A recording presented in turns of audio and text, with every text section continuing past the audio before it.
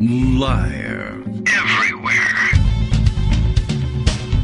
On netrootsradio.com.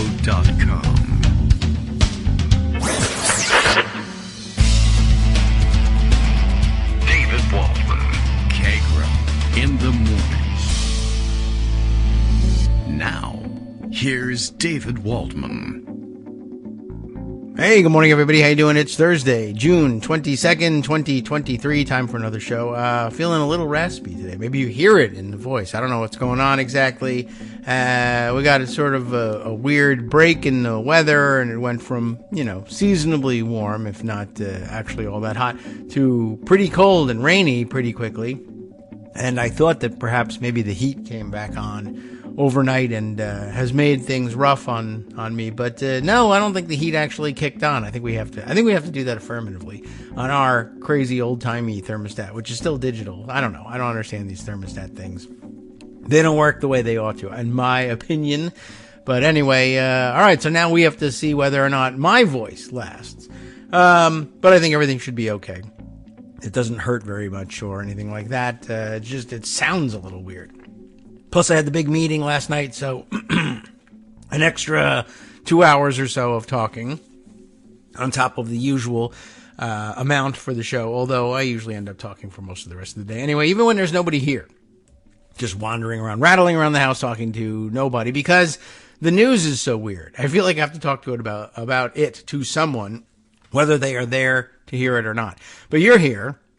And if I'm here and you're here, that makes it our time. So let's see. This morning, John Shiflett dutifully tweets out that the show is live, though he does note that he's away from the keyboard this morning, but we'll be listening to the podcast on Patreon, as you all ought to, later today. We began posting our things, as we noted the other day, over at Patreon, and I think so far so good. And I think things are now showing up, though I don't know if they're still showing up belatedly on Google Podcasts. And I think that I've reached the conclusion that it doesn't make any particular difference whether we mark them as for patrons only at Patreon or not, as to whether or not they show up on Google. So we'll just keep them patrons only, just because, I don't know, it's the only place that we actually make use of that sort of distribution scheme. And I don't know, I think maybe at the very least, I hope that people who are actually patrons find it useful to get notification via email, which I'm still not 100% sure is going on, but I think that's what's going on.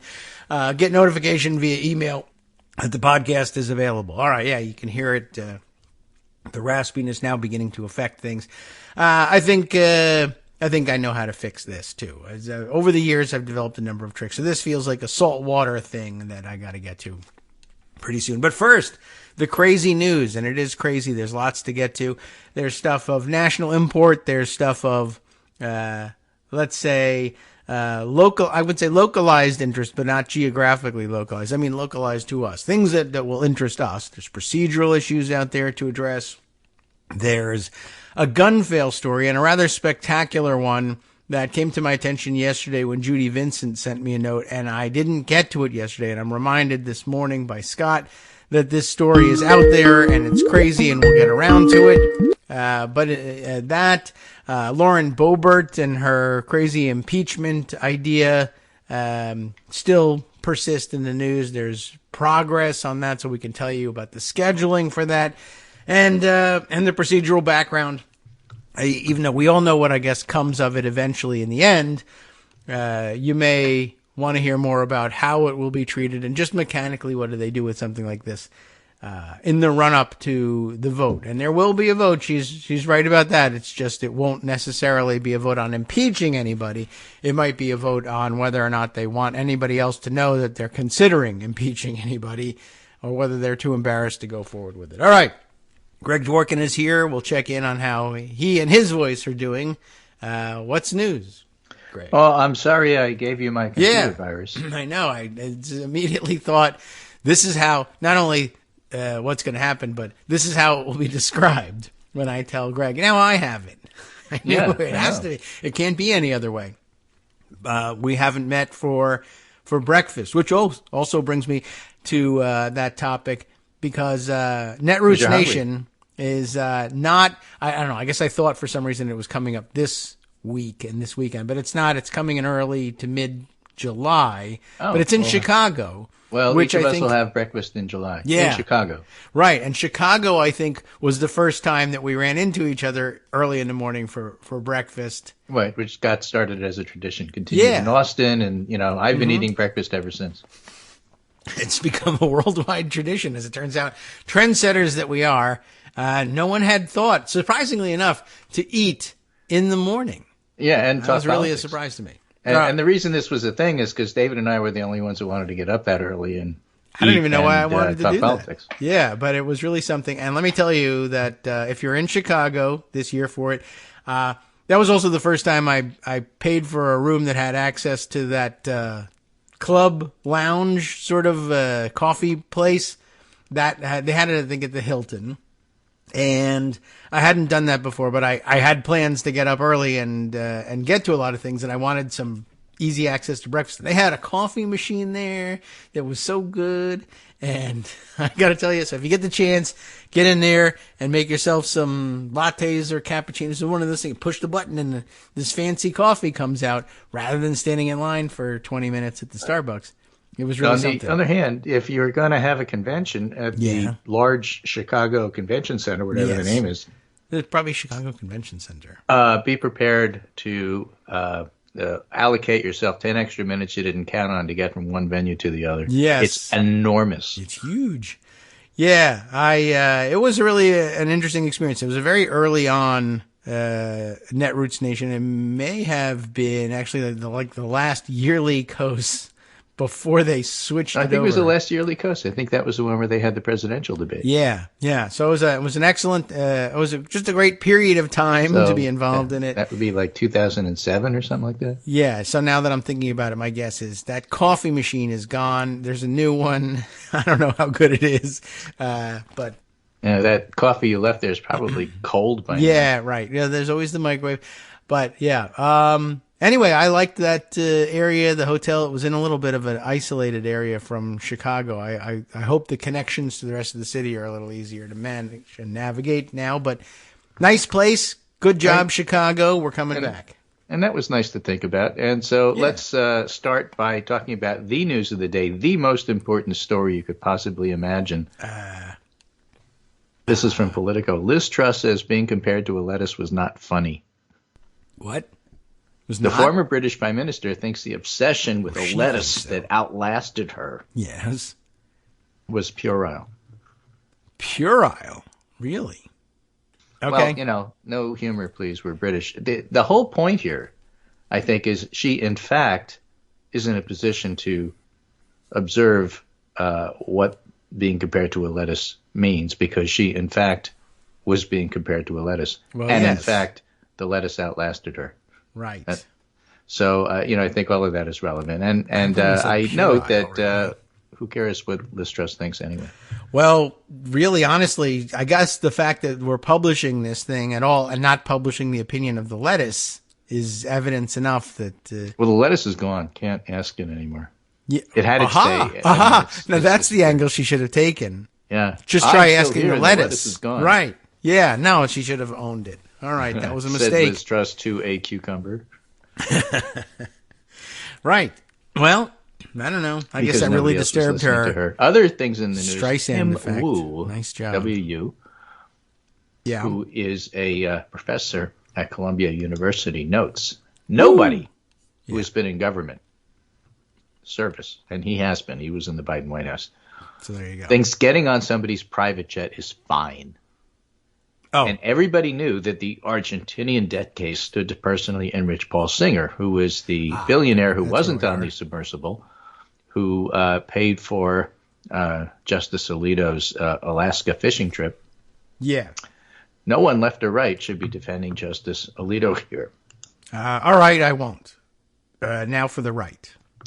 There are a lot of people on the left, and there's very few people to the right of Justice Alito. So those few of you that are actually more to the right of Justice Alito, you should not be defending him. And don't get on any private jets and think it's going to be okay, even if the seat was empty. Simply not a good idea. Yeah, I love that defense, too. Well, the seat would otherwise have been empty, as though anybody could wander in and take it. Sure. You know. Absolutely. But what's really in the news, as you noted, some ethical, moral, procedural, and like, what the heck are they doing questions. Yes. Let's start with this AP story, because AP is pretty, centrist. All right. AP. In rowdy scene, the Associated Press says, House censures Representative Adam Schiff over Trump-Russia investigations. Okay, yes. The House voted Wednesday to censure California Representative Adam Schiff for comments he made several years ago about investigations into Donald Trump. He said there was collusion, and it turned out that Konstantin Kilimnik was convicted for this, so he's right. But the House decided to censure him because basically they don't like the fact that Trump colluded with the Russians. Now, the AP story points out that there was evidence by House Intelligence Committee and Senate committees that Russia interfered with the 2016 election, but there were no criminal convictions. Okay. So you have to define collusion in your own mind. And whether or not you can stretch collusion to say, well, look, they obviously were doing things, and the Trump campaign was taking advantage of it. Yes. That's what Republicans object to.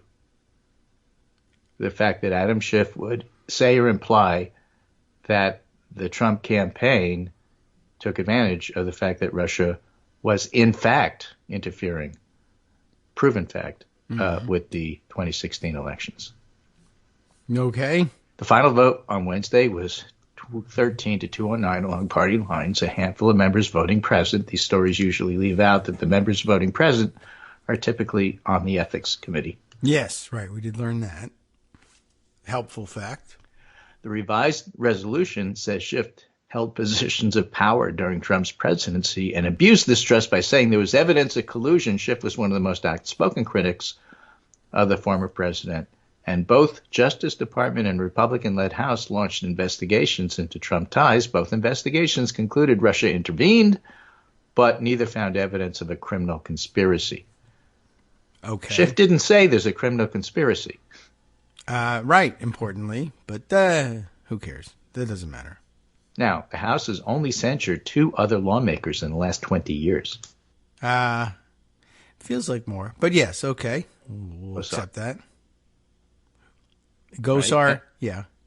For tweeting an animated video that depicted him striking Ocasio-Cortez with a sword. Yeah, that's bad. And Charlie Rangel for 2010 for serious financial and campaign misconduct. Yeah, I guess I can recall a few more, but this is a window of 20 years, so okay. Right. I don't want to give away my age too much. Now, while Schiff didn't initiate the 2017 congressional investigation, Republicans arguing in favor of his censure blamed him for what they said was the fallout of that probe. That's the key point here. And of the separate investigation started that same year by Trump's own Justice Department.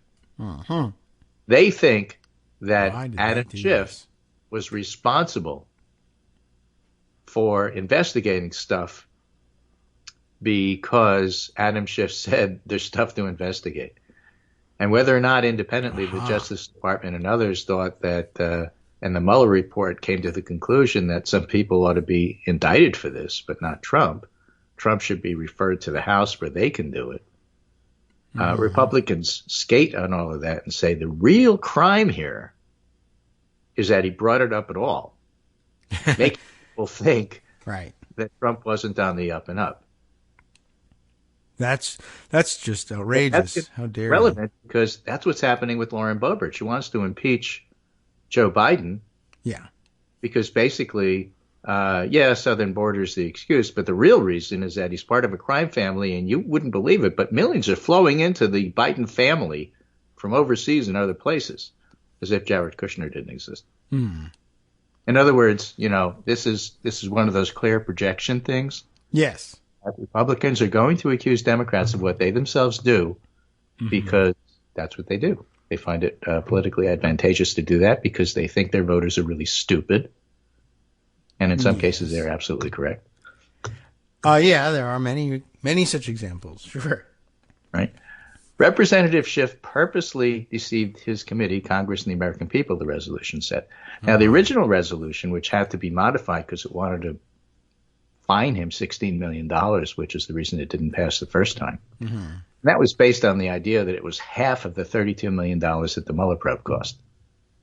Oh, I was wondering where they came up with that. Why that's necessary and why that's relevant, who cares? But in any case, it didn't pass, so they took the fine out. Now they're going to refer it to ethics. And what happened is, in this solemn occasion where these things only happen every once in a while and the majesty of the people's house is brought to bear, Kevin McCarthy said, Adam Schiff, you have to come to the floor here so that we can tell you you're censured. Yes. And rather than solemnly oohing and eyeing and gasping and such, in fact, the Democrats yelled, shame, shame, shame, shame, in a very raucous ceremony. Okay. And clapped him on the back and yelled, Adam, Adam, Adam, on his way up. All right. In fact, it was so raucous, McCarthy couldn't keep control of the floor. This is no surprise. He couldn't keep control of the floor. Yeah. And he basically left the floor. Wow. Rather than trying to get things back in order.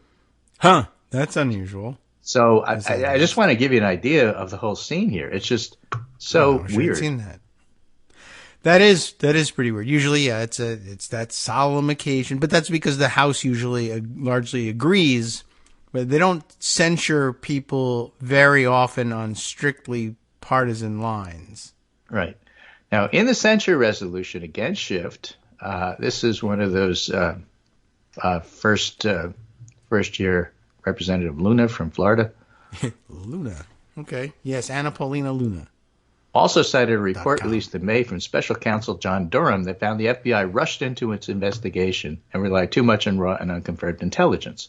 So they basically cited the discredited Durham report for the reason to censure Schiff. Yes. And, of course, Schiff is fundraising off because he's running for Senate. Sure. I mean, it's going to happen. Democrats argued that the House censure resolution is an effort to distract from Trump's recent indictment, which it is, and attempting on charges of hoarding classified documents and attempting to conceal them. Yes, in case you forgot. And House Republicans, most of whom are loyal to Trump, say the indictment is evidence that the government is conspiring against the former president. Or that the president has sufficient evidence of his actual criminal liability.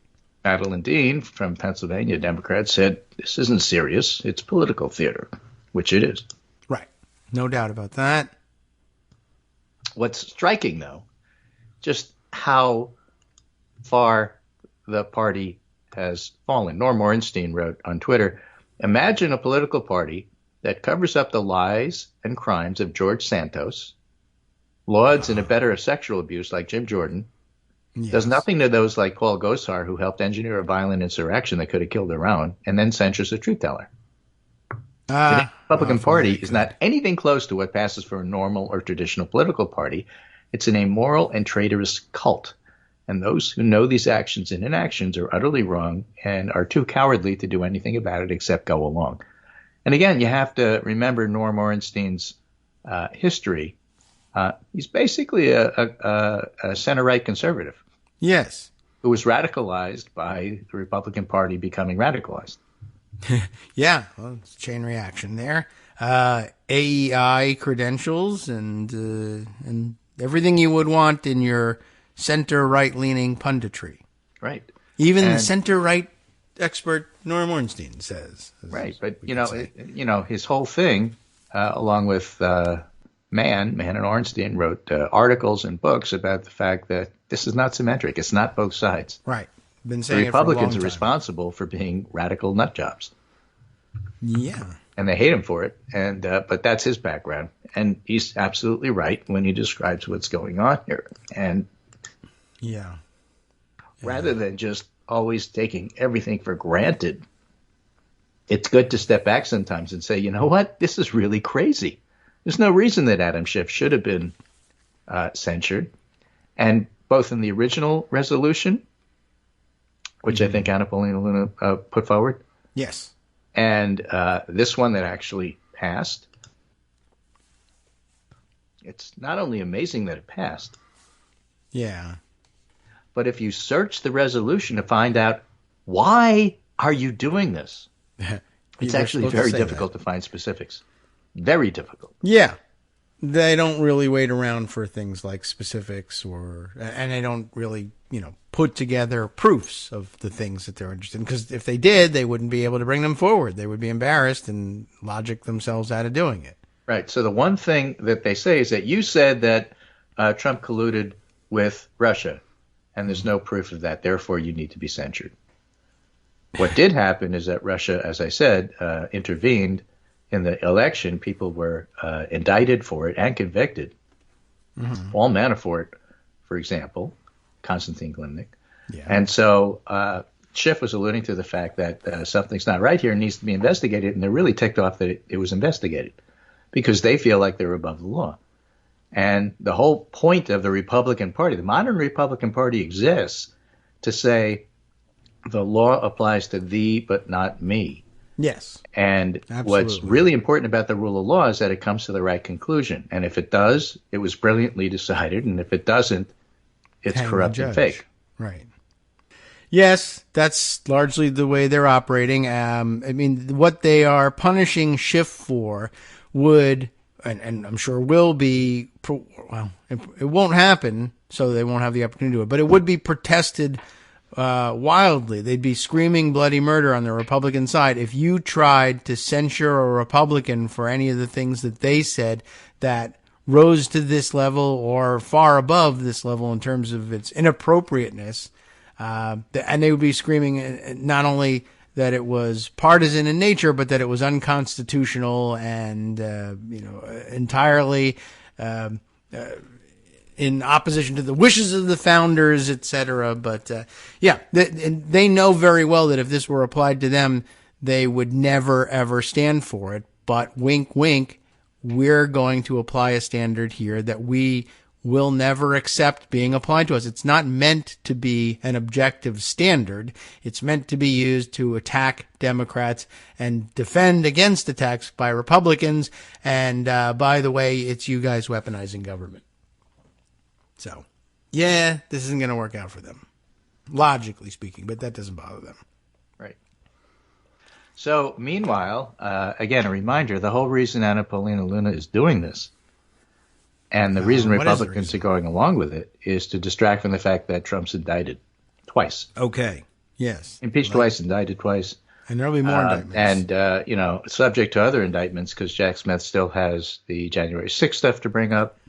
Yes. And there's news that Fani Willis is putting together the grand jury that's going to look at charges to be brought probably in August. Mm-hmm. And so there's a lot to distract from. And Howard Foreman notes on Twitter, Mike Pence's former running mate, also known as the defendant, does not appear to be getting the post-indictment bounce that we've come to expect, and looks at Real Clear Politics polling. And he's basically right where he was pre-second indictment. Well, all right. But, I mean, is that he's fundraising off of it, but in the Republican Party, they're not super-duper rallying around him. We covered this yesterday. He does have soft support. It's not the hardline support that you would think and that he claims.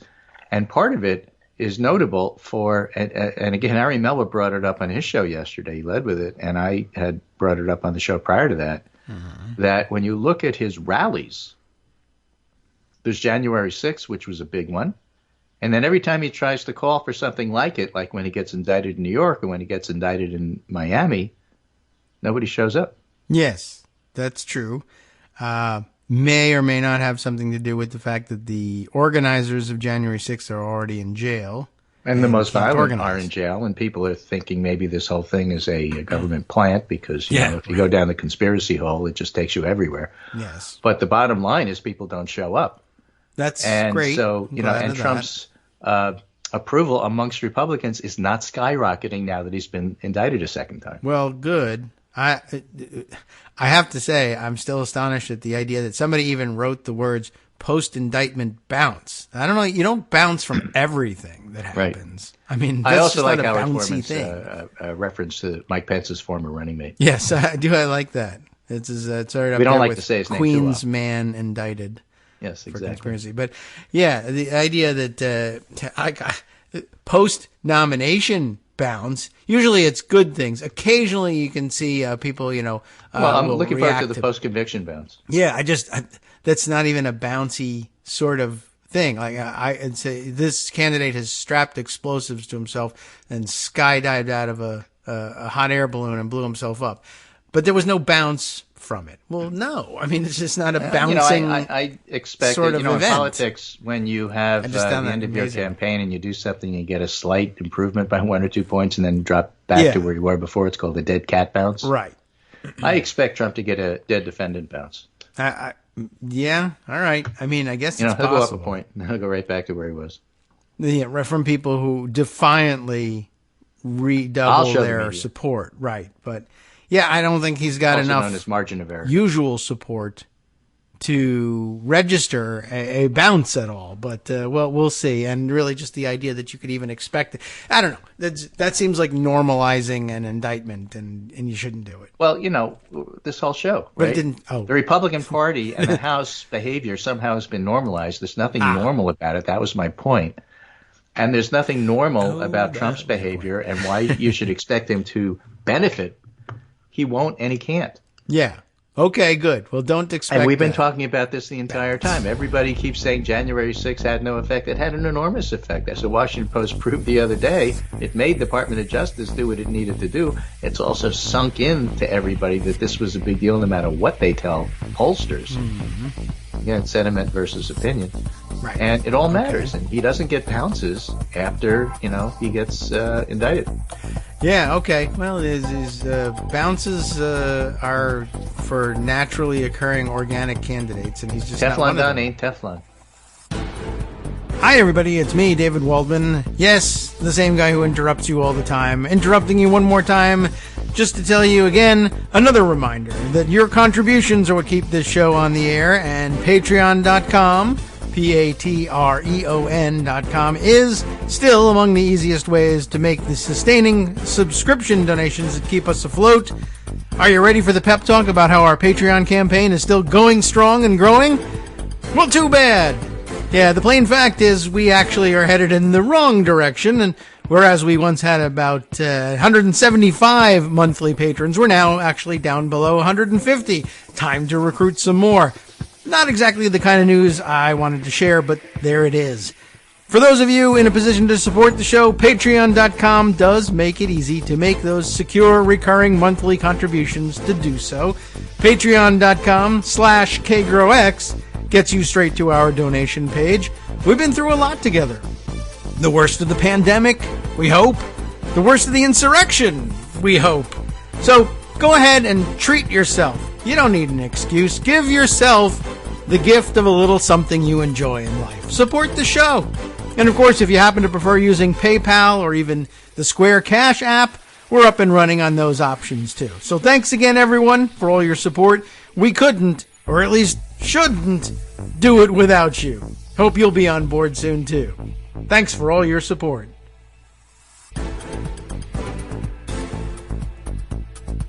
All right, welcome back now to the Kagro in the Morning Show here on Netroots Radio. Let's see if we've been able to fix any of our audio problems with a quick break for maintenance and self-care. Okay. Yeah, all right. And if not, then we'll get a post-failed break bounce out of it, I'm sure. Yeah. So we'll see. Jennifer Rubin has a new column up. Trump has it all wrong. He needs somebody else to be president. Oh. In other words, I mean, the right is getting focused on this idea that what Trump really needs to do is win the presidency and then self-pardon. Yes. He's focused on that himself. But Lawrence Tribe, Richard Painter, and Norm Eisen wrote in 2017, the Constitution specifically bars the president from using the pardon power to prevent his own impeachment and removal. It adds that any official removed through impeachment remains fully subject to criminal prosecution. That provision would make no sense if the president could pardon himself. Okay. So Jennifer Rubin writes, Trump still doesn't get it. To protect himself from prosecution, the last thing he should want is win the presidency. Until recently, self-pardon was not used, which gives you a hint the concept is flawed. Mm-hmm. Okay. Because, as Tribe said, if it were otherwise, why would there be a prohibition under Justice Department's guidance against prosecuting a president only in office? The Justice Department, in its original 1973 Office of Legal Counsel memo, looked at the portion of the impeachment clause that provides if the president or other officer is convicted, the person shall nevertheless be liable and subject to indictment, trial, judgment, and punishment according to the law. The Justice Department found that the clause was intended to permit criminal prosecution in spite of the prior adjudication by the Senate, that is to say, to forestall a double jeopardy argument. Mm-hmm. If self-pardons were real, any president, including Richard Nixon, would have had no inhibition about committing any crime and no need to hope for pardons by his successor. Right. I mean, why wouldn't every president take advantage of the opportunity to engage in a crime spree, secure in the knowledge he could pardon himself on the way out the door? Shame, I expect, was the Trump doesn't have motivator. it. So right, so that's the big problem. Trump isn't going to get Smith, who's already found what he believes to be damning evidence of federal crimes, off his back by running or even winning the presidency. Trump might have other reasons for running, hunger for attention, raising money, and that said, his lawyers would do well to explain to him his only hope of evading Smith and foreclosing the possibility of federal prison rests with pardon from a different president. He should plan his future political moves accordingly. And looking around for who that person would be, Tim Scott. Oh, you think? Okay. Tim Scott really is the only one who said, look, I really have issues with that. But on the other hand, of course, I'd vote for him again. And I'll vote for whoever the nominee is. And I hope it's Trump, but I hope it's me. I hope it's both of us. Can't we both just win? But I'm sunny and upbeat, and everybody likes me. And so that's where I stand. Maybe. Yeah, I don't know if I am as convinced that there's no possibility of a self-pardon. But I'm sure... it'd be, I guess, better for him legally if somebody else did it. And he might be just as happy to have that as opposed to also being president again. He didn't really want it the first time. I don't know how much he wants it the second time, but I think he got used to it and maybe would be happy to be president again. The argument is it's a decent one. It's the best thing that you've got, and it's a great frontline attack on the possibility of a pardon, and it gets you into court. Anyway, I just don't know how well it does, particularly with a conservative Supreme Court. But just generally speaking, why would there be a Justice Department prohibition on prosecuting a president while in office if it wasn't meant to be the case that he could be prosecuted afterwards? Well, that's one view of it. What it does say is that the president, even if impeached, should nonetheless be subject to prosecution according to law.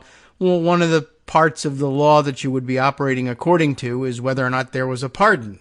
I mean, all right. I mean, the due process of law would include the fact that, well, we would be prosecuting you, but for the fact that there was a pardon, which is legally binding. But that's due process too. It's now you're due to get released and go home with no prosecution, thanks to this piece of paper. So, I mean, I don't find difficulty reading it. I hope it doesn't happen. I wouldn't want to be the person who made that argument and won, but I don't think it's always going to be hard to know what overlooked. Trump is thinking. Yeah. When what he's thinking is like three things at once, all of them very simplistic. Yeah. I want it. I don't want you to have it. Hungry. And, I want to own you anyway. Yeah, pretty much. I don't really want it, but, those things are all operating at the same time, and so I'll go for it. Man, woman, and I'll person, especially do it because I know TV you don't camera. like it. Yeah. Oh, for sure. If it's going to make people mad, then I'll definitely do it. Meanwhile, okay, the House remains crazy in a different thing, not censure, which they had available to them but decided not to. Yes. They decided to try and impeach. Oh, sorry. They went on longer than I thought. They are. Cuckoo. Okay. So they decided, this time Lauren Boebert, that she wants to impeach Joe Biden, ostensibly over the southern border. Yeah, me too. They want to decide whether Homeland Security Secretary Alejandro Mayorkas should be impeached. Yeah. They Impeach that guy. haven't really figured out exactly what to do. other top Republicans, including House Judiciary Committee Chair Jim Jordan, who would oversee any impeachment proceedings, said Oversight and Accountability Chair James Comer is taking the lead, and Comer told us he's months away from deciding anyway. Taking the lead on what? On impeachment? On Biden's impeachment. Because remember, Comer is investigating the Biden crime family for taking money for Saudi Arabia and Live Golf. Wrong family, but same concept. Yeah. Well, all right. So Boebert wants to bring this. Why she wants to bring it, I really do not understand. I get that she's to the right of Marjorie Taylor Greene. She supported Marjorie Taylor Greene did Kevin McCarthy when Boebert didn't. But Boebert only won her re-election by like 500 votes, more or less, give or take. And why that didn't moderate her in any way, shape, or form is kind of a mystery. Yeah, well, I mean, she doesn't understand the dynamics of what happened to her. Probably not. So she wanted to just flat out impeach, and McCarthy and others prevailed upon her to do a procedural thing. And the procedural thing was refer it to committee. Yeah.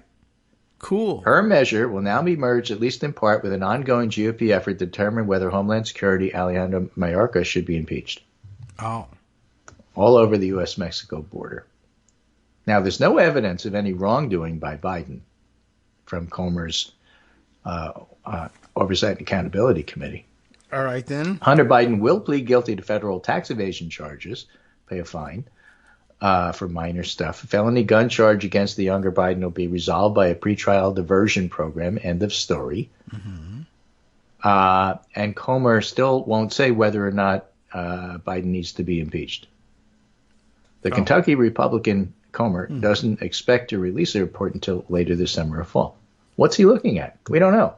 But as Punchbowl puts it, many House Republicans are convinced they'll eventually vote to impeach Biden, and the only question to them is when and what are the charges. They've already decided that he needs to be impeached. They just haven't figured out on what and for what reason. Yeah. And again, it goes back to what we talked about in terms of censure. This is all about the fact that Democrats are attempting to hold Donald Trump accountable, and they hate that. Yes. And so they're going to take whatever ineffectual measures they possibly can to retaliate, which isn't going to stop anybody from doing anything. As Punchbowl goes on to say, House Democrats are furious at the spate of GOP accusations against Biden's, which they assert are designed simply to deflect attention from the myriad criminal charges that former President Trump faces.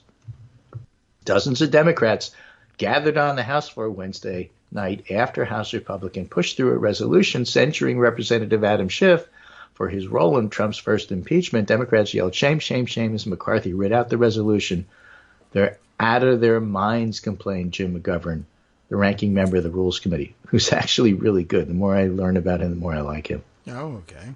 You know, he seems to have the same sort of command of the rules that Barney Frank used to, and is just as caustic.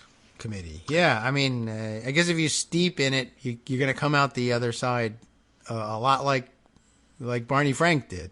Right? Is the moderate wing of the Republican Party dead, said McGovern? We're the sensible Republicans. This Republican majority has turned this Congress into an unserious place and a dangerous place, too. Yes.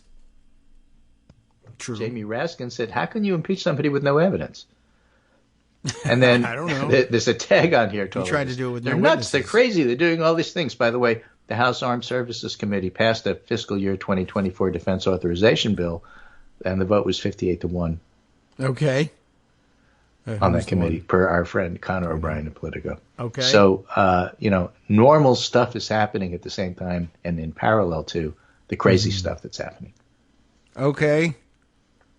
Well, I guess that's good for normal things to be happening, and we'll see whether the impeachment things can get themselves in the way of things. I don't know. I don't know how they find time to impeach when they're busy trying to shut down. Yeah, that's exactly right. And maybe that's part of the why the Freedom Caucus types would be okay with it, right? We're facing a deadline of across-the-board cuts if they don't get their appropriations work done. And so when you try to shoehorn in not just one, but perhaps multiple impeachments, then you pretty much ensure that you're going to miss that deadline, which would normally be a bad thing, except these people are saying, I want to trigger the deadline because I want these draconian cuts across the board because reasons. So essentially then they say, it's actually to our advantage to do everything we can to destroy all possibility of normal function in the House so that we actually accidentally fall into this across the board sequester. So you may remember on the show yesterday, I mentioned to you, Jennifer Rubin had a column about the fact that, hey, guys, to normies, abortion's the issue, not this stupid censure impeachment stuff. Yes. Okay, I do remember that. You say things, I remember it. When I say things, I do not. That's how it works. So exclusive USA Today, which was yesterday, but I don't think there's a paper called USA Yesterday. I would like to start that. That's an easy job. I want USA Tomorrow. Exclusive, support for legal abortion rises a year after Roe v. Wade overturned. All right. And like them, I always refer to it as Roe, even though it's Dobbs, but everybody knows what we're talking about here. Oh, you should be censured for that. Use the wrong word.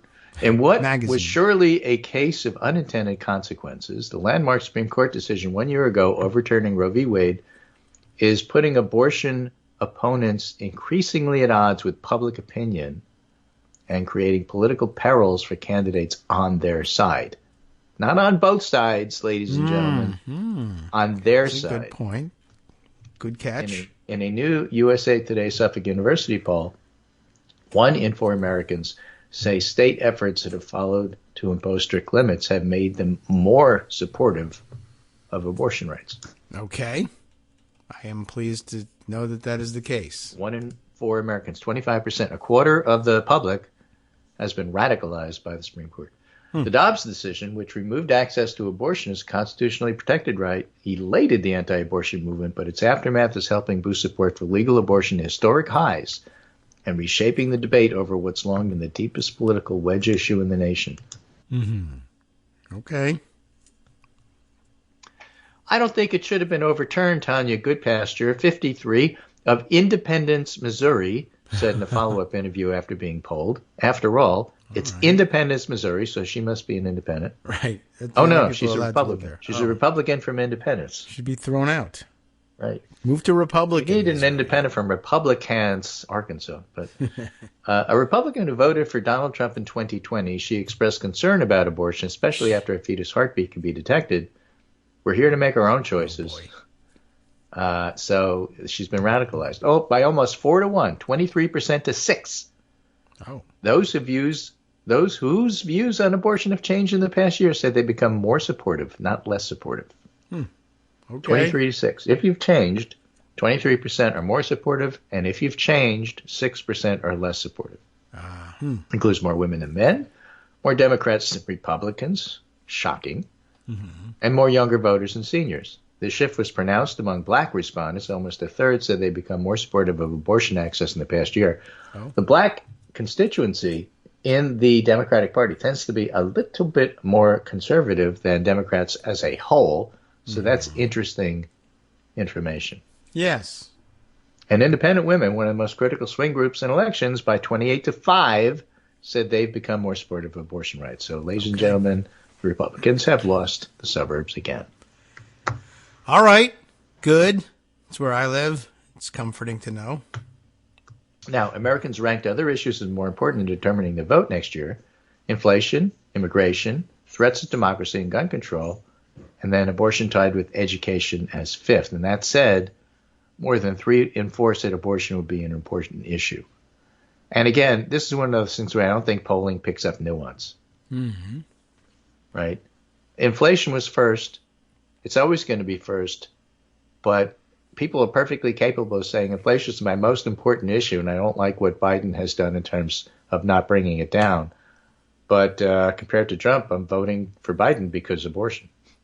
I guess there's that. That is not at all bizarre. That's how people think.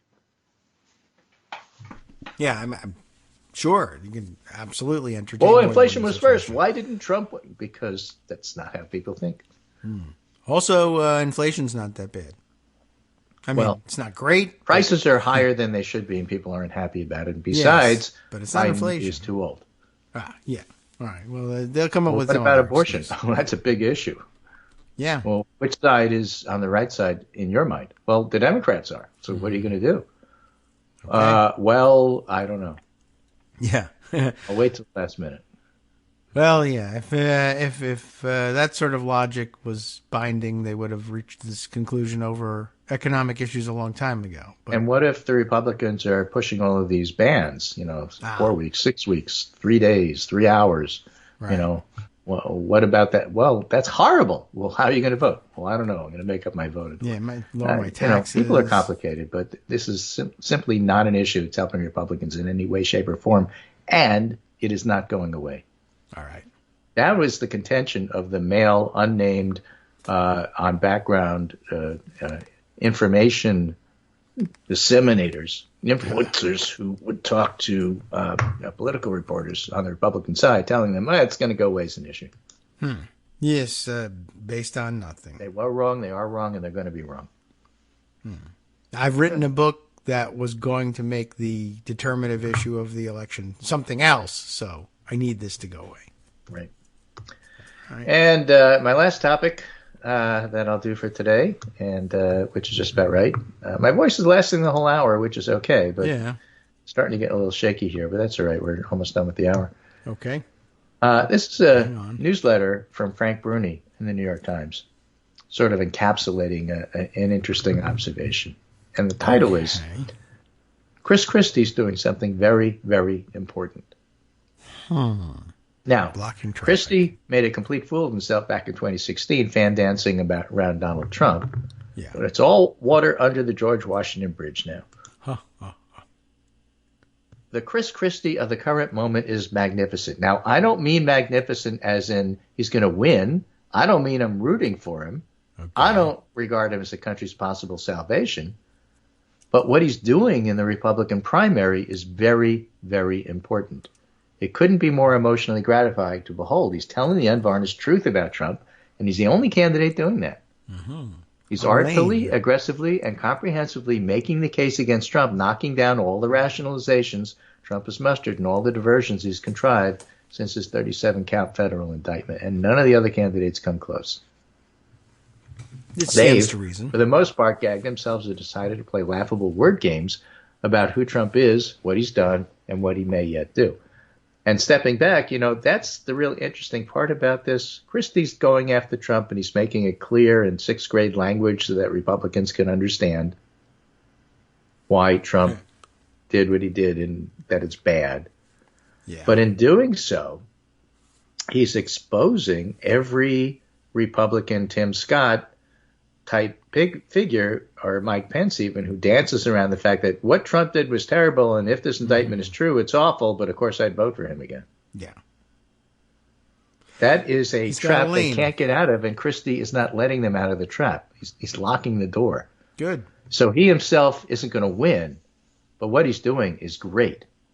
I can see that. So Frank Bruni says, look, it's if the Republican candidates are looking at this wild and repugnant hyena with democracy in its jaws, and they know they should call it what it is and acknowledge what it's poised to devour, but they've decided that hinting about it is candor and courage enough. I think it might be nice if we Republicans gave an herbivore a crack at the presidency. Let's think about what a post-scavenger era for the Republican Party would look like. And then there's Christie. Look, that's a nasty second-rate carnivore with no place in our savannah, period. Okay. Pretty good. In a poll released on Friday by the New Hampshire Journal, Christie's pulled into third place among Republicans in the state. I mentioned it the other day. Far behind Trump, who was 47%, but not far behind DeSantis, who's at 13. Christie is 9. All right. Well, that's got to be encouraging for him, who was nowhere before.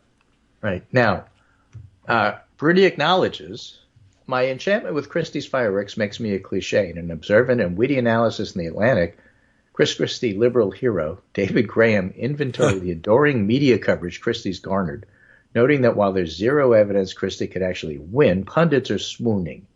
But the swoon isn't about Christie's prospects. It's about the hugely valuable contrast to other Republican presidential candidates that he's providing. Same thing I said. Yeah. And about this, the health of American democracy hinges on a reckoning within the Republican Party. Okay. And then he cites Christie's CNN town hall and how good it was. Other candidates who prefer not to talk about the charges against Trump are reportedly worried his indictment will mean ceaseless chatter about him.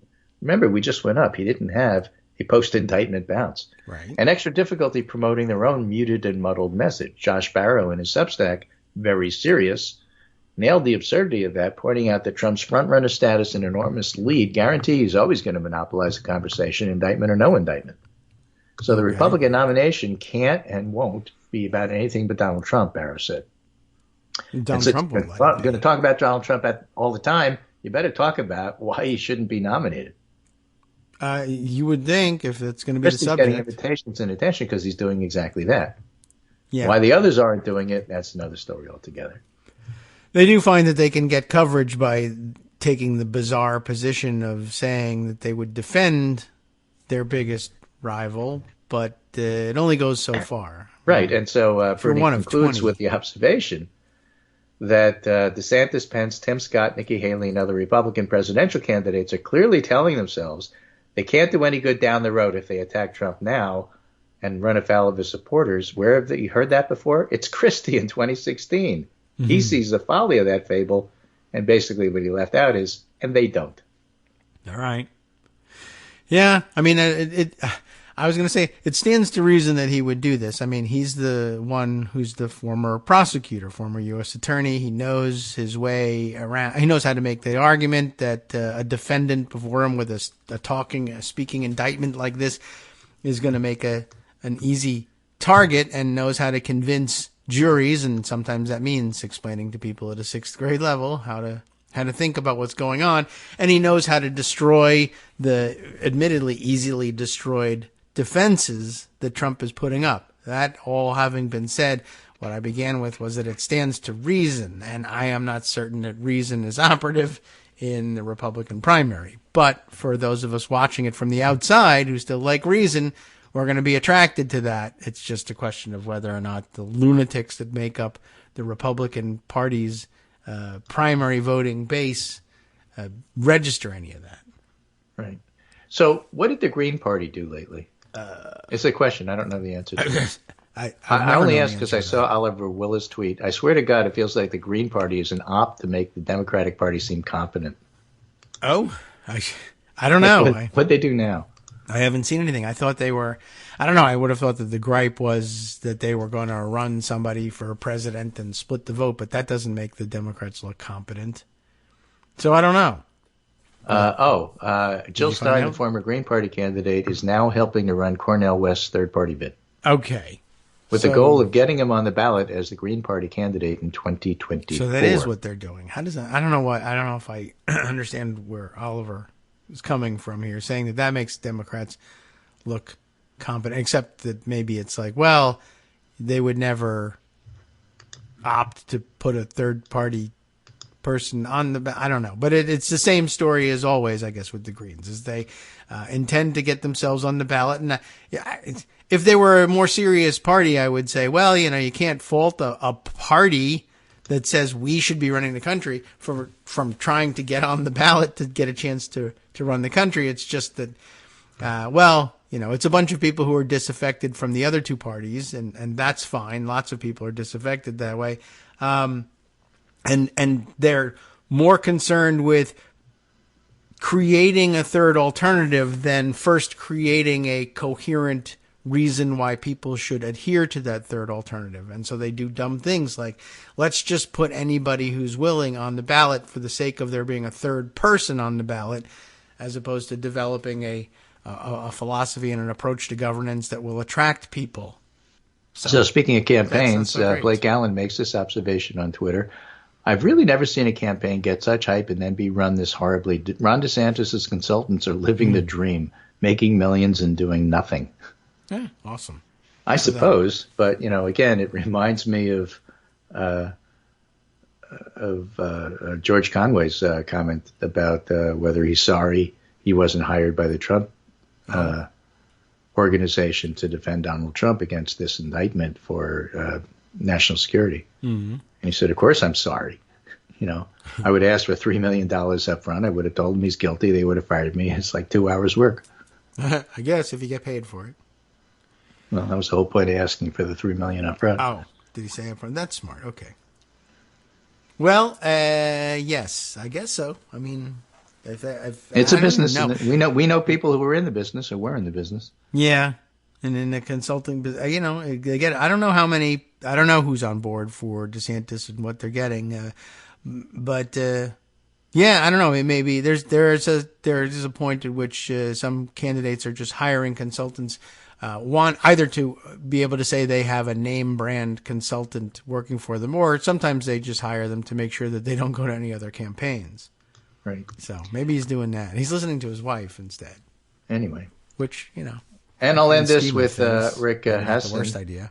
Has a piece in Election Law blog. Yes. Alito's bad textualism extends to his mangling of words to justify not reporting a scene on a private jet paid by a billionaire litigant. Yeah, sure. I agree, I think, in the concept. In other words, everything Alito says is bullshit. Yeah, right. Well, that's largely the case anyway. Usually it's just about whatever case is pending in front of him. But he's just as bad at pretending he understands the words before him when he's the issue at stake. Right. And in fact, Rick Hasson said that in the piece that he wrote. Yes.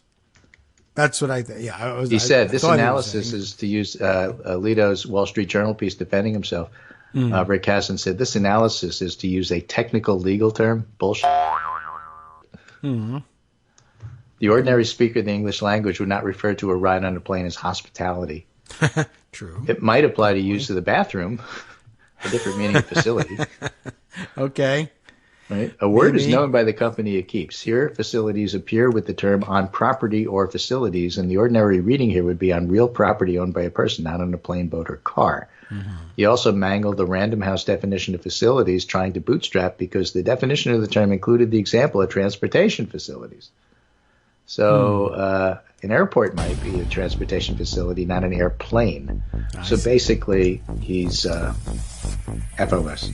All right. Well, that's a technical legal term, so we could use it on the show. Yes, right. Everybody's familiar with that term. But yeah, he's been, let's say, fudging this stuff on behalf of parties before the Supreme Court for a long time. So he's fudging it on constitutional law. He can certainly do it on ethics rules, and newspapers will report he said this thing.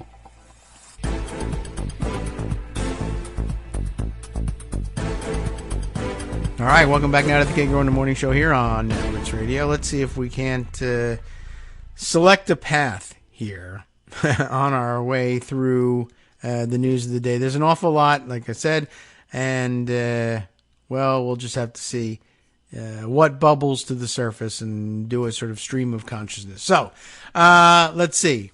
By the way, here's a comment on the Patreon usage. Darwin saying, yes, they are actually emailing people when the feed is up. But no, I don't really much care for it. We are regular listeners and don't need reminders on a daily show. That's true. That wasn't the intention of posting it there, and I think it's sort of an automatic thing. I wonder if I can go into settings and I could turn it off, but I guess I have to point out that I have also gotten feedback in the opposite direction. People said I actually I'm a daily listener, but I have to remember each day and to go to one of the other sources and download it. And it's gotten to be routine. I don't think it's a problem for anybody else. They wouldn't be daily listeners. That's true.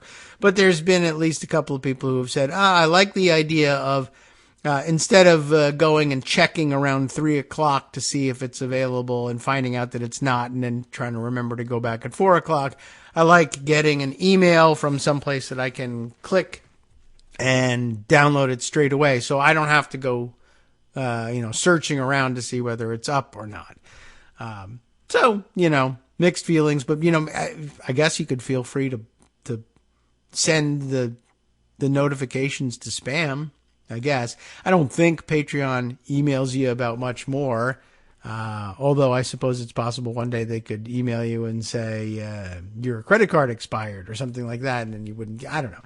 Anyway, hopefully it's not a major imposition, but there's at least, one other person who has, agreed, presumably, with the comment. Mighty OCD, as a matter of fact, liking the comment. So, hopefully I'm not harassing you too much. I just figured I'd take advantage of another place to park the thing, and, that it didn't make a great deal of sense necessarily to use there. And that's why I didn't for the longest time, is if you were using Patreon to subscribe in your support for the show, exactly that. There was no real need to have Patreon serve you the show. On the other hand, I thought it might be this convenient email thing might be a thing. Two, I just thought, I didn't even know that it emailed you. I just park it here and okay. If you decide you want to make use of this platform to listen to the show, fine, it's available to you. And of course, if there are shows there, if I keep them public, then they're discoverable to other Patreon users who occasionally, every once in a while, a Patreon user will go wandering around the Patreon universe looking for new things that might interest them, and they might run into the show if the examples of it were right there. So I guess that would argue for making it public, because if they're for patrons only, then they won't be able to preview and listen to the show. So maybe I can flip that switch. All right. But it may also be something that I guess you could turn off. But certainly you could do something about it as well. But anyway, he's not crying about it. He's just saying, I don't really care for it that much. So, okay. Anyway, back to the news that I meant to bring to you. I mentioned at the top of the show that there was a rather splashy gun fail story now in circulation. And is it the same write-up? I opened it up yesterday and I didn't get to mention it because, gun fail does happen all the time. But now that I've been reminded of it, of a mind to bring it up. Judy Vincent sent me something yesterday from, what is this, from USA Today, their coverage of it. And now HuffPost has picked it up, and Scott sent me the HuffPost version. And I think I'll go with the HuffPost version on it because there's been a little bit more time to digest things and to digest it through our kind of filter. When things like this are written up at HuffPost, they tend to take our tack on it. I wondered, well, who's writing it? Let's see. My goodness. One, a name with which I'm not familiar, and two, a name that I'm going to have to look at and decide how to sound out. My goodness. All right, this one is a new one on me. Pocharapan, maybe? Pocharapan Neamani. I hope I'm in the ballpark. I might be close on the last name. The last name is Neammanee. I'm going to go with Neamani on that. I hope that's right. Pocharapan. Pocharapan. I am hoping. My God, I'm embarrassed that I don't know how to deal with the name, as always. So apologies to the author. If any of you have any idea, please shoot me a note, and then I'll just shoot myself for having dealt so incompetently with all this. But here's the... I guess I shouldn't have gone that direction with it because I shoot myself over it. It's a gun fail story. I momentarily got preoccupied with the name of the author and forgot what we're talking about. So not the best choice of words. This is awful, as all gun fail stories really are, but you can't help but wonder about what's underlying all of this. The headline says it all. 2-year-old accidentally shoots and kills pregnant mother after finding gun, police say. Adding to the tragedy of it, this was the toddler's own mother, not just a random pregnant mom, but his own. Laura Ilg is the name, presumably, if I'm pronouncing that last name correctly, and I think it's ILG. Laura Ilg was 33 weeks pregnant. That's pretty far along. She will be remembered as a dedicated wife and mother who loved reading and board games, according to her obituary.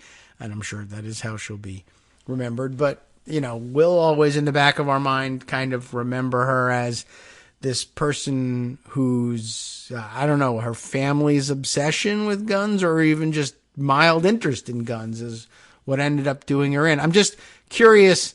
Underlying all of this is my questions in the back of my mind, trying to find something out of this. Like, how often in their life did the family here say to themselves, thank God we had that gun.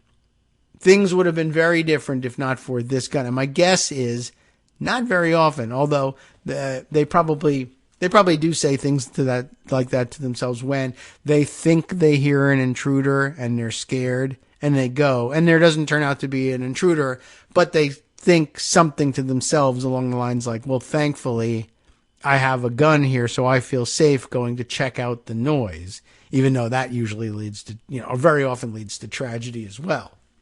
But how often did they say, the choice of having the gun around is affirmatively and with specifics the wise choice versus this one tragedy, if that gun had not been around, or if that gun had not been so readily available to our toddler.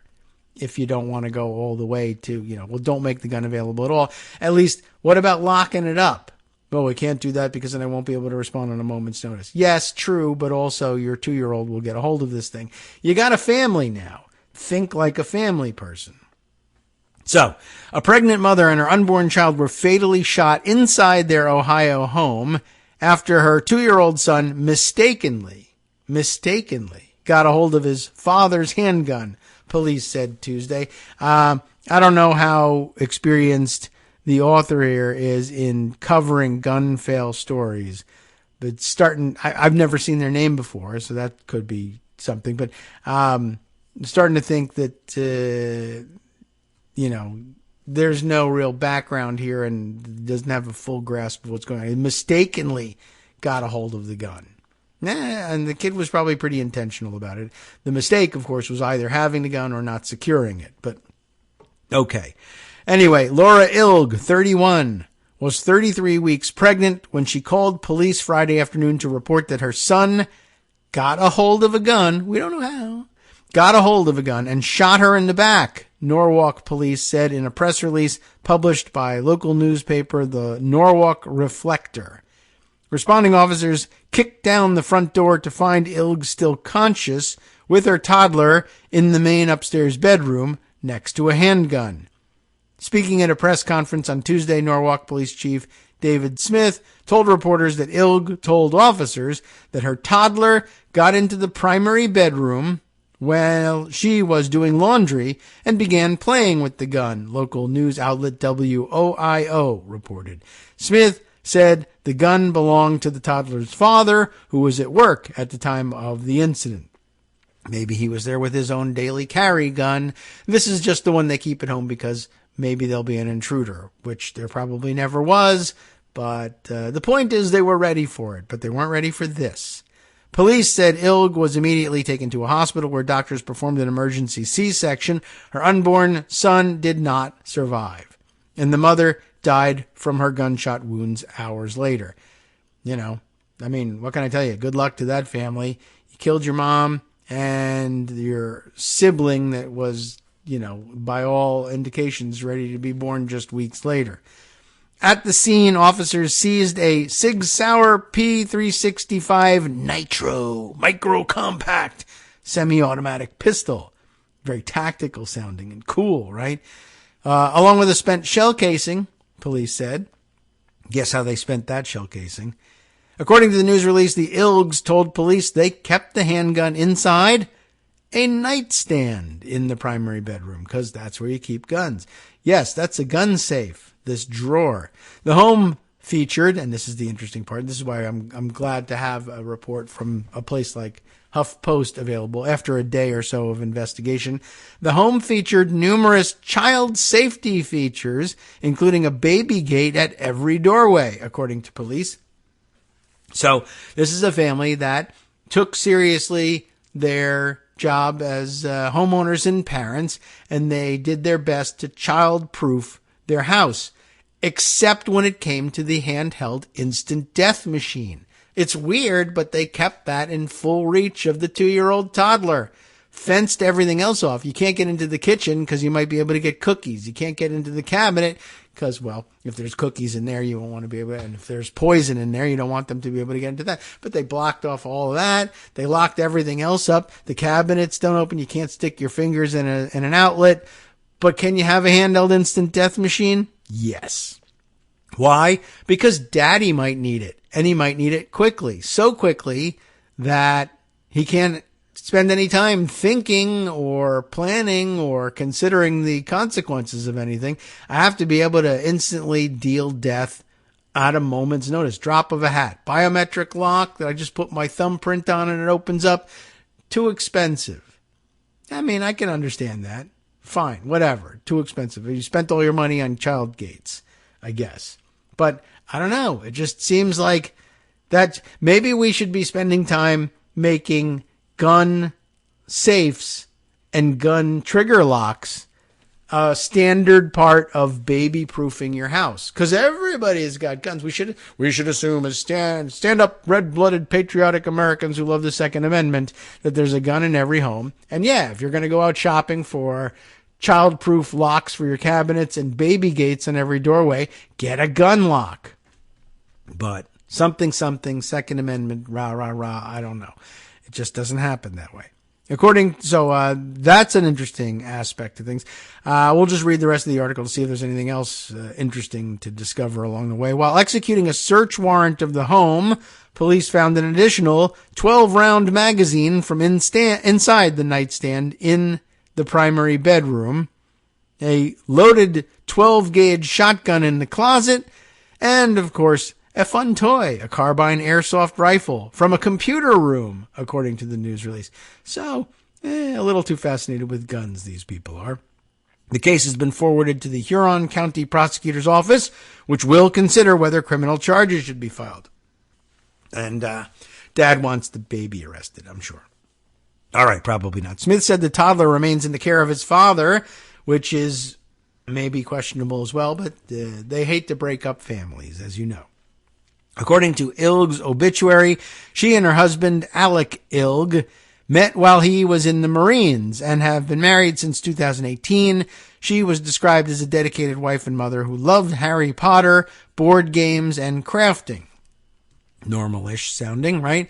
Alec Ilg paid tribute to his wife and unborn son in a post on Facebook. There are no words for the pain and loss I feel, which is a great way to, something you want to bring before the court later on when they're thinking of charging you. And if they put you in jail, you're going to be separated from your son. And that's not a great thing. And after all, haven't I suffered enough? Why do we need to punish me on top of the suffering I already have been through? That works a lot. There are no words for the pain and loss I feel. She was, is, and will always be the love of my life. And I'm sure that's actually true. According to the news release, police are investigating the gun's functionality and how the 2-year-old boy could pull the trigger. I love that. They're always, this is like an amazing thing too. Very revealing of the gun lover mentality. Every time this happens, some gun nut somewhere says, that something's wrong with this story. This can't be true. 2-year-olds can't pull triggers. Folks, 2-year-olds can pull triggers. Some better than others. Not every trigger has the same pull weight to it. Some triggers are just easier to manipulate. Very frequently, I get these things. A 2-year-old will have shot themselves, and people say that's impossible. Something else happened here, or there was a malfunction, or there's someone's covering something up. 2-year-olds can't pull a trigger. They don't have the hand strength. Well, they very often don't have the hand strength to point a gun as it's meant to be used and pull the trigger with a single index finger, but they very often can manage the hand strength, the finger strength, firing the gun in a way that it's not intended to do. In other words, frequently with both thumbs on the trigger and pushing the trigger forward with two thumbs, using the rest of your hands as leverage. But imagine how that can happen. How can you do it with your thumbs and use the rest of your hands for leverage in pushing with your thumbs? And that only works, of course, if the gun is pointed. Well, hey, who got shot in this one? In the story I'm referencing now, we're talking about the toddlers shooting themselves. Yes, if the gun is pointed at you, you can put your hands, both of them and all four fingers from both hands, on the back of the pistol grip and both thumbs on the trigger and squeeze it that way. And then, but that's not the recommended usage for the gun, but he's 2. He doesn't know. More rare is a 2-year-old who's able to fire the gun pointing at someone else. That's true. But this sounds like one of these mini compact guns meant for concealed carry, and very often they're actually marketed, a lot of times they're marketed to women, and they're marketed with a lower pull weight on the trigger so that it's easier to use without, manly hand strength. And guess what? Sometimes that means 2-year-olds can fire them too. But yeah, it does happen from time to time. This is not the first time I've heard stories of 1- and 2-year-olds getting a hold of the gun and shooting mom and killing her. The famous one from years ago, the woman in Idaho, was it, whose toddler in the child seat of the shopping cart reached into her purse and shot her dead in the middle of Walmart. But gun nuts looking for some other explanation of how it could have happened are going to have a hard time anyway figuring out how they're covering up her shooting herself in the back. That's going to be a tough one to explain. The reality is, I don't know how long the cops are going to spend trying to puzzle this one out, but do you want to know how the 2-year-old boy pulled the trigger? He put the gun in his hand, put his finger on the trigger, and pulled it. That's it. Game over. We don't need a police investigation as how he could pull the trigger. Sig Sauer, the manufacturer who designed the handgun, is facing numerous lawsuits from law enforcement and individuals claiming that their handguns were faulty, resulting in misfirings that cause injuries or death, the HuffPost reported. Where are my handguns? Guns are inanimate objects, people, on this one. The gun didn't go off by itself from inside the drawer. The gun was in the drawer and was picked up and manipulated by a 2-year-old because nobody did anything to secure the gun. Nobody. The end. They're not suing their gun lock manufacturer for making a malfunctioning gun lock that fell off as soon as a 2-year-old touched it. No. So, all right. I mean, I know that's the claim. I don't know that there's that make and that model of Sig Sauer is included among those that are suspected of malfunctioning. And that is a real and true thing. But I think everybody knows what happened here. There was a gun in the house. It was unsecured. The 2-year-old found it, as they were bound to do. And they fired it, and you didn't luck out, and it goes into a wall and hurts nobody. You got killed, and you're going to have to face up to the fact that you did that. You did that, Dad. That was your idea. So, all right, we put it out there just for people to consider, and I didn't really mean to necessarily spend that much time on it, but it's a good reminder of what the hell's going on out there. The world is crazy. Speaking of, here's an interesting story, one that I wouldn't ordinarily spend any time on, but what the hell? We'll make it a fun and weird day before our next break. This is what I guess I would call the best use, or I guess it's all misuse, really. But the best misuse of AI capabilities that I've seen so far. And so far, the only ones that come to my attention are misuses. And they're quite annoying and disturbing. But I don't know. This one was unexpected and funny in this. I'll read you the story. It's from Vice News, who has this story. AI artist creates satanic panic about Hobby Lobby. Like right up until that point, it's not very funny. Oh no, creating a satanic panic. That usually targets people that we hope will not be targeted, and unfairly at that. But here it targets Hobby Lobby, which is, one, fun and entertaining, and two, hilarious because of the satanic nature of said panic. And if there's any place that thought that they were safe from satanic panics, it would be Hobby Lobby, because everyone knows the Supreme Court, no less an authority than the Supreme Court of the United States, has said these people are awesome religious Christians by law. And everyone should recognize that. This is great in the sense that it's terrible, but terrible to terrible people, you see. What has happened here? I'm not going to read the subheader. I feel like it ruins it. I like the narrative that Matthew Gault gives to it in the body of the story. People on social media are sharing pictures of what they think are satanic seeming displays from Hobby Lobby stores and vowing never to shop there again. Much like many people refuse now to drink Bud Light or shop at Target for bigoted reasons. Aside from the fact that Americans are currently eager to boycott any company that feigns tolerance at marginalized people, there's one big problem with these Hobby Lobby store pictures, and that is they're not real. These pictures of satanic merchandise on the shelves of Hobby Lobby were made by Jennifer Vineyard, using the AI image generating tool Midjourney. And I don't know anything about the tool itself or about AI in general, except that people are occasionally using it to either the chatbots to write things that are fake, or I have heard people making these fake images, but I don't know what tools they're using. Now I know, Midjourney.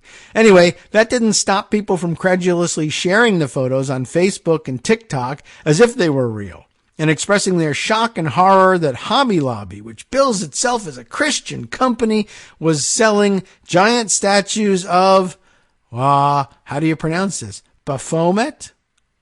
Baphomet? Baphomet, I guess, maybe. I don't know. Anyway, I have no idea, because I'm not steeped in whatever that culture is. Although I looked it up, and by the way, there's just interesting stories historically about this Baphomet figure. It's actually quite interesting, but we probably shouldn't spend that much time on that, because that's a whole different kind of podcast.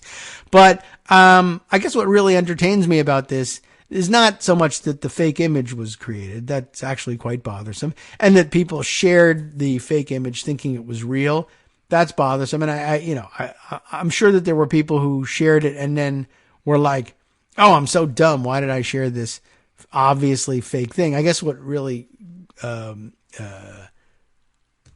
disturbs me about the idea, I feel I envision myself making that mistake, although I probably can't envision myself making this mistake. Here's where I differ here, is I would get that picture and I would say, there's no way Hobby Lobby sells this. It's just, my first instinct would be to look it up to see if it was fake before I shared it, but not everybody is going to do that. And I will say, I guess I would have to credit people with, with saying, I believe Hobby Lobby ownership are actually a bunch of horrible hypocrites who use religion to shield themselves from accusations of wrongdoing. So do I believe it's possible that at bottom, either that they are lying hypocrites and have been covering up although then I would be saying, what genius. People who are actual Satanists have covered themselves up and given themselves cover in society to operate a multi-million-dollar business by claiming to be Christians. I think I might have to credit that, except that they were also out there ruining other people's lives by claiming to be Christian and pressing on with these Supreme Court cases. But I would have a hard time believing that the photo was real. And then again, it would make no sense for me to say I'm boycotting Hobby Lobby, because I've never shopped at a Hobby Lobby. And I probably would, if I were given the opportunity, refuse to do so, because I'd say, all right, I guess I'm part of the informal boycott of Hobby Lobby. I've never shopped there, but I'm not going to start now. But if they were selling satanic merchandise, I don't know. That would be interesting, and I'd want to see it. But no, I wouldn't believe it, and I'd check it. And what I think I find most amazing about the story is that there are people who are supporters of Hobby Lobby because they're a Christian company and claim to be a Christian company as though that was a thing. But the Supreme Court recognizes that it is, so they've gone along with them on that. But yet would come to the conclusion that this was even possibly true and then boycott them. I mean, I think there's a poetic justice to this whole thing that it seems to me like the people engaging in these bigoted boycotts of things like Bud Light and Target are the kind of people who would be big Hobby Lobby supporters. And then guess what? The face-eating leopard machine that you have created has come back to bite a company that probably supported you in your construction of the face-eating leopard machine. Hobby Lobby, I'm sure, considered themselves to be on your side, and you considered yourself to be on Hobby Lobby's side, but your mania for punishing people with boycotts while screaming that cancel culture is a horrible thing, it was just too great for you to overcome the obviousness of this fake. I just find it fascinating this could happen. Hi everybody, it's me, David. Let's change things up from the old fundraising pitch for just a minute and talk instead about how you can be a part of our show. If you've got a smartphone or any other electronic recording device, why not sit down and record a segment for us? Read us an important article and give us your take. Read one of your own original essays, or even just give us your commentary on something you'd like to share that's important to you. Then send the file to me at kagrox@gmail.com and I'll try and work it into the show. Short segments, a few minutes in length, are easiest to fit in. And of course, I can't always guarantee that I'll be able to play everything, but if you've ever shouted at your radio or TV about something you wish was being covered, here's your chance to change that. Make the show your own. Send your submissions to me at kagrox@gmail.com.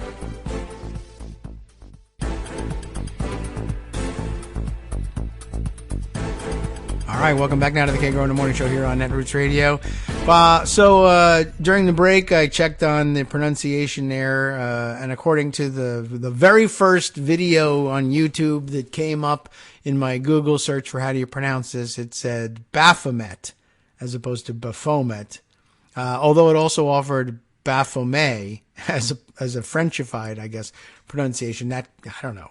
At any rate, so Baphomet, I guess, putting the emphasis on the first syllable. I don't know if it matters a great deal. Maybe it's even more satanic that I refuse to pronounce it allegedly correctly on this. But anyway, weird thing, and I don't know. Do we care about the rest of the details of this thing? What I'm really mostly interested in is just the irony of it coming back to bite Hobby Lobby when Hobby Lobby seemed like the kind of place that would be happy to fan the flames of accusations of Satanism against the rest of the world, anybody else who might be suspected of doing such a thing. But that there would be Hobby Lobby fans who would be willing to believe that this was true and claim to be participating in a boycott. Although I will say right-wing boycotts tend to be pretty porous, so it's unlikely that it was going to be having any effect anyway.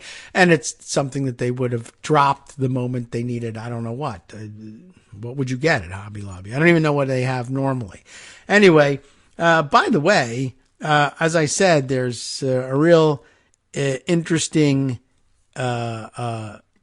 history of Baphomet and just what the hell it is, which is available in the Wikipedia entry about it. But also, if you Google it, there's a couple of really interesting articles available. And I don't know, it seems like not material we should be spending time on because there's too many other things. But an interesting one that I came across in alchemyengland.com. No idea what that's about, but the title, Baphomet, Deity or Demon? Like, way back in, I guess, pagan days, there's, I guess, it raises the oft-recurring question, if you're researching in the history of pre-Christian religion. The ideas of, or I guess how Christianity, when it moved into Western Europe, replaced pre-existing pagan style religions, not only replaced them with Christianity, but had a vested interest in rebranding essentially pagan religions as somehow certainly less than from the Christian standpoint, or blasphemous, or in fact satanic, right? So that to this day, the pagan label carries with it this idea that it's somehow vaguely satanic in nature, and it's not necessarily the case at all. But just bad PR for Baphomet, possibly. And it is an interesting entry, and the Wikipedia entry makes it kind of plain right away. But the Baphomet, has been depicted in numerous different ways, and who can tell about anything? I mean, you're talking about a religious item or of some kind, so it's, it could be depicted in any number of ways. However people fantasize about it.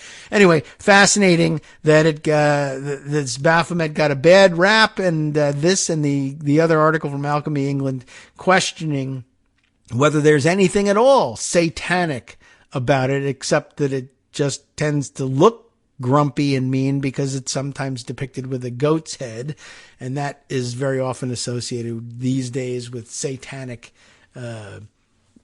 imagery, but it's only associated with satanic imagery because some number of hundreds of years ago, Christian people who are dedicated to the spread of Christianity and the elimination of all other religions said so. And it seemed like, what the hell, we'll go along with that. And it just sort of stuck, and there weren't a lot of pagans around to, with the resources to defend against that unfair aspersion, I guess. Very interesting, but a topic for a totally different podcast, though I would gladly do that podcast. We have like real and regular other political news that we got to catch you up on, and we might as well start now.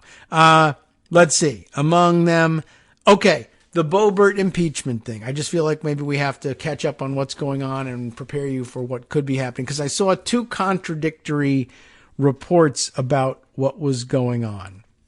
The first was, and where is it? Did I get it? I got it from Greg. Greg sent it to me in Bird Site direct message type notes. And did I keep it open here? I feel like, here we are. From John Bresnahan from Punchbowl, who tweeted some 16 now hours ago. Should I refresh this and see if it's more? So some point yesterday tweets the news at that point at 6:36 p.m. that Steve Scalise was saying that the House would be voting on Boebert's Biden impeachment resolution tomorrow, which is today now, and that the Rules Committee was marking it up today, which was now yesterday.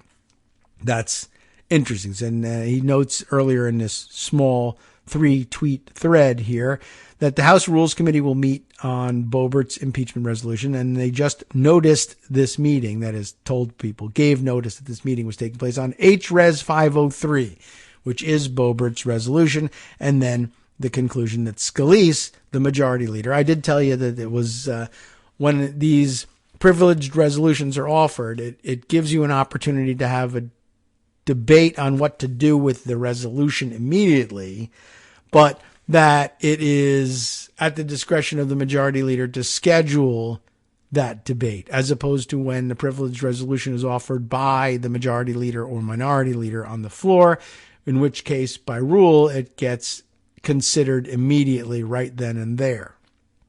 Okay, so this makes it seem like this thing is on its way to the floor.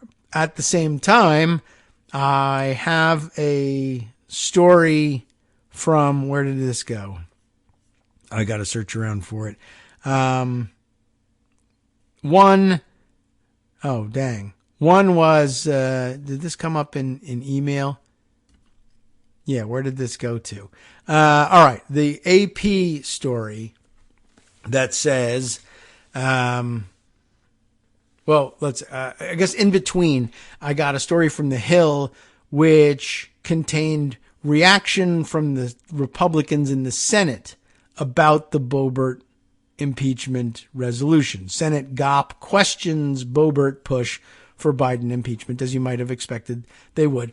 That's basically, they say, I don't know when you're going to think you would fit an impeachment trial in on all of this anyway, but also, what the hell are you talking about? You haven't developed any evidence. You're just not ready for this. And if you and you're not going to win in a Senate where the majority is Democratic. So you're wasting your time, and I just question the use of this time. And so nothing that revealing or dramatic there, but it might be of interest to thumb through and gauge where various senators are on the question. But basically, they were saying, even John Cornyn was saying, well, you can't win it, so isn't this kind of a waste of time? And then there were other Republicans who said, what? Who? And then there were others like Mitt Romney who said, yeah, that would be kind of a joke. Let's not go down that road. But since then, there's been the report of AP that Lisa Mascaro reporting that GOP's Boebert wanted to impeach Biden, but House Speaker McCarthy had other plans. And I just want to read through this to see whether this is McCarthy saying we're not going to bring it to the floor, or that they made some change to a resolution such that it didn't have to be considered right away, or whether McCarthy didn't want to do it right away, but tomorrow would be okay. And that didn't come through in the headline. Let's see. A surprise effort, sort of, by hard-right House Republicans to impeach President Joe Biden has been sidelined for now. But the ability of GOP Representative Lauren Boebert to force the issue to a House vote demonstrates the ever-escalating challenge Speaker Kevin McCarthy faces in controlling his Republican majority. The impeachment resolution, which charges Biden with high crimes and misdemeanors over his handling of the U.S. border with Mexico, angered GOP colleagues who were caught off guard by the unscripted move, even though she kind of announced it ahead of time. Even though it was not expected to pass Thursday, the vote would have been politically tough for GOP lawmakers and a potentially embarrassing spectacle for McCarthy, splitting his party. Instead, McCarthy negotiated a deal with Boebert, the Colorado Republican, to send the Biden impeachment resolution for review to the Judiciary and Homeland Security committees, fending off a vote for some time. I think it's best for everybody, McCarthy told reporters late Wednesday. But in a sign of the right flank's determination to push ahead, Boebert said that if the committee's slow roll action, she'll bring her resolution back to the floor every day for the rest of my time here in Congress, which might not be all that long, forcing a House vote on Biden's impeachment, or rather a House vote on what to do with the resolution that she brings and whether or not to send it back to committee again. I mean, that can just be repeated over and over again. And while it wastes time and annoys the rest of the House and becomes an obstacle, and you might think, oh, well, we have to do something, give her something in order to make her stop wasting this time, you could just every day and I'm sure Boebert is happy to have an hour every day on the floor to yell and scream about Joe Biden, and that might be just all she's after. But in the end, yeah, you can just take the resolution and say, all right, well, we're sending this to the Judiciary Committee again. But anyway, the tense 24-hour episode underscores the hold the House conservative flank exerts over McCarthy, forcing the Speaker to accommodate hard-right priorities if he wants to stay in power. And it shows the power of a single lawmaker to use the rules of the House to force a snap vote on such weighty measures as presidential impeachment. It's the same method another hard-right conservative, Representative Anna Paulina Luna, used Wednesday to force a separate vote to censure Democratic Representative Adam Schiff over his investigations into Donald Trump's ties to Russia. There's going to be no end to this, Schiff told the Associated Press and others at the Capitol. Kevin McCarthy has no control over his conference, Schiff said. The race to the extreme is now running the House of Representatives, and, of course, it's doing terrible damage to the institution. Conservatives are lining up other such votes to impeach Homeland Security Secretary Alejandro Mayorkas, to censure Democratic Representative Benny Thompson, who was the chairman of the committee investigating the January 6th attack, as they rush ahead with their agenda. It's all part of the right flank's broader effort to steer control of the House away from the traditional centers of power, including the Speaker's office. This is what we're talking about, said Republican Matt Gaetz, who gets quoted on everything, of course, a leader of the conservative efforts to block McCarthy's rise to Speaker as they brokered greater say in the House process. Behind closed doors Wednesday, McCarthy encouraged lawmakers to consider the traditional process for bringing such consequential legislation forward. He noted that House committees are probing Biden and his family, and McCarthy signaled that Boebert's sudden move to file the impeachment measure was not a part of that process. The morning meeting was the most somber, quote, somber, yet, said one Republican lawmaker who was granted anonymity to discuss the closed-door session. It's a tough vote. This is now a not off-the-record Republican, or not anonymous, Republican Barry Loudermilk of Georgia. Tough vote, who said he was sure he would be hearing from voters back home who want to impeach Biden. I can't vote for the impeachment at this point because there's been no investigation, he said. Everybody has to be given due process. And you wonder how many Republicans there are like that. But there only need to be about 5. Rank and file Republicans were angry at being forced into the position of having to vote on a resolution to impeach Biden, even though they had not gone through the traditional process of an impeachment inquiry. They resented a single lawmaker jumping the queue of priorities. In one fiery exchange overheard on the House floor, hard right Representative Murdery Trader Greene laid into Boebert for taking the Biden impeachment on her own. Greene has her own articles of impeachment against the president. So what's really happening here, right? Greene confirmed the exchange later and said of Boebert, what do you have to confirm it for? It happened on the floor? Oh, it wasn't she wasn't speaking on the floor. She was just having a discussion on the side on the floor. Okay, I got it. Greene confirmed the exchange later and said of Boebert, she has a great skill and talent for making most people here not like her. Boebert declined to comment about the conversation, only saying it's, quote, not middle school. I wish the anger that's been directed toward Ms. Boebert was directed toward the president and his policies, said Representative Bob Good of Virginia, a member of the Freedom Caucus. Hoping to quell the uprising, McCarthy's team worked furiously behind the scenes to engineer a possible solution. McCarthy met privately with Boebert, and maybe that's all she really wants. Then he met with Republicans on the House Rules Committee, which called a hasty session to set a procedural action in motion. The full House is expected to vote Thursday on the agreement to send Boebert's Biden impeachment resolution to the Homeland Security and Judiciary Committees. Gaetz noted that when Democrats had control of the House, they went through failed Trump impeachment efforts by renegade lawmakers before the majority backed the effort and the former president ultimately was impeached. That did help the Democrats build momentum, so maybe this is our version of that, said Gaetz, which is actually the most sensible thing he's ever said about anything. Trump was impeached twice on corruption and obstruction charges over withholding military aid to Ukraine while seeking political dirt on Biden, and later on charges of inciting the January 6th insurrection at the Capitol, trying to overturn Biden's election. Both times, Trump was acquitted by the Senate, in case you had any difficulty remembering that. So, I don't know. Does this clear anything up? I guess it means that House Rules is what? Going to, I don't know. I guess they'll have some consideration of this resolution today, but there won't be any direct vote, certainly on impeaching Biden.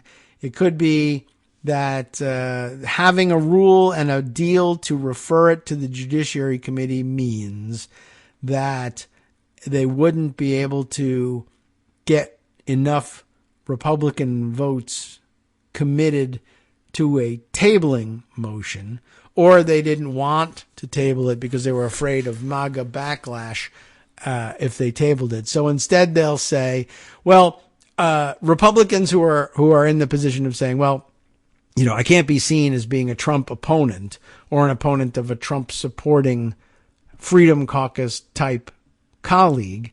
So even though I think this is ridiculous and bound to go nowhere, I can't vote to kill the thing. My excuse has to be, well, while I suspect that there's good reason to believe that Biden did something horrible for which we can impeach him, I will rely on process. All the other impeachments that people have watched in the past couple of years have had a very stringent process leading up to it. Even if they've done a horrible job with that stringent process, as was the case in the Clinton impeachment. But people know that they should be expecting process, hearings, findings, reports, etc. And I have to, I am going to demand that be the case. And that's my middle ground. I fully expect that such a process would result in a report recommending impeachment, but I'm too afraid to go forward without it. I'm a traditionalist. So they offer them this instead. Instead of tabling it, we'll say, let's refer it to a committee and have a committee do the investigating and issue a report. So that's their middle ground, and I guess that's what they'll decide on today. A very worrisome development here in the studio, which has the lights flickering above, but it doesn't seem to be affecting the computers. But that may be because it's on the uninterruptible power supply, which is a fantastic investment. But I think the refrigerator kicking on is making the lights flicker, and that's unusual and new, and we'll have to check that one out. Okay. I just thought that was kind of weird. Oh, by the way, I had one other thing that I wanted to say with respect to this impeachment thing. And actually, it came to mind when Greg was discussing it and talking about the reports in Punch Bowl, etc. And I wanted to note for the record that the Washington Press Corps, when Democrats, and it wasn't by no means a majority of them, but when Democrats like me and some others in the House of Representatives and elsewhere would discuss the prospect of impeaching George W. Bush, and initially it was really over the warrantless surveillance that was going on that the you remember the story, New York Times reveals, but they reveal it in December of 2004 so that they don't interfere with or influence the election, even though I think it would have been perfectly reasonable to ask people to consider in their decision of how they vote for president, whether or not the president was authorizing unwarranted, warrantless surveillance of American citizens, electronic communications. I think that would be a relevant and fair question, not interference in the least. But that's the decision they made, and it was wrong, and everyone remembers that.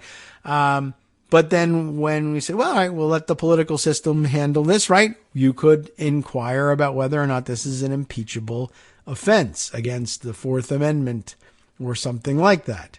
And the mainstream political press view of any effort to discuss the possibility of starting an investigation that might lead to the impeachment of George W. Bush was viewed as illegitimate and dangerous because because they believed, they immediately swallowed the Republican spin on it, which was, oh, there's no basis to this. Impeaching George W. Bush would just be tit for tat for the Clinton impeachment, which, by the way, I was around for, and I recall very well that there was no interest whatsoever among the Washington Press Corps in the notion that the Clinton impeachment was indeed tit for tat for the Nixon impeachment. So, and I know a lot of time passed in between the Nixon impeachment and the Clinton impeachment, so that probably made it rather difficult to understand. But the only Democratic president to occupy office in between Nixon and Clinton was his immediate successor, Jimmy Carter, who for one thing was only there for one term and had enough trouble, and they were beating up on him good. But we had literally just been through the impeachment scare with Nixon. And of course, you might wonder, tit for tat for the Nixon impeachment. There was no Nixon impeachment. Well, of course, there was going to be. So we'll use shorthand for that.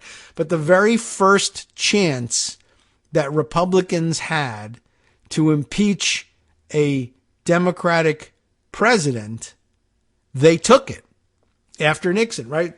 So there really was an argument to me, or at least some complaints to be aired about whether or not there was a tit for tat going on here. But they decided it had been a long time and they were very dismissive of it. But then Clinton was impeached. Of course, he was acquitted. And then, as it turns out, well, all right, by the same token, the very next opportunity for a Republican to be impeached would have been George W. Bush, wouldn't? But for that, because he was the immediate successor to Clinton, that tit for tat narrative took hold. And when it did, they were perfectly willing to say, not only is it tit for tat, but remember, tit for tat is just inherently a bad thing. It would be anti-democratic and damaging to the institution and American democracy to impeach George W. Bush, no matter what he did, because it would look like impeachments were now the norm. So, okay, the impeachment didn't happen. It didn't go forward. And we ended the Bush era and replaced him with Obama, who they immediately said, Republicans again, well, we should be impeaching him because his fake birth certificate, not born in America, various other things, Fast and Furious, whatever it is. They immediately went to that. But what was amazing was the tit for tat narrative also never took root here, even though, and nobody ever said, hey, people were saying that they should impeach Clinton, and they did impeach Clinton. And then some people said we should impeach George W. Bush, and now there are people saying we should impeach Obama. This can't become the norm. And then it did not become the norm. And then, of course, he was succeeded by Donald Trump, who absolutely needed to be impeached and was, in fact, impeached twice. That's how badly he needed to be impeached. He was impeached twice. But you can be sure, and now you'll probably remember this because this was only a couple of years ago, that in the run-up to the impeachment, both impeachments, Republicans trotted out the same narrative. This is tit for tat for the Clinton impeachment. It's going to become the norm that every president gets impeachment articles filed against them.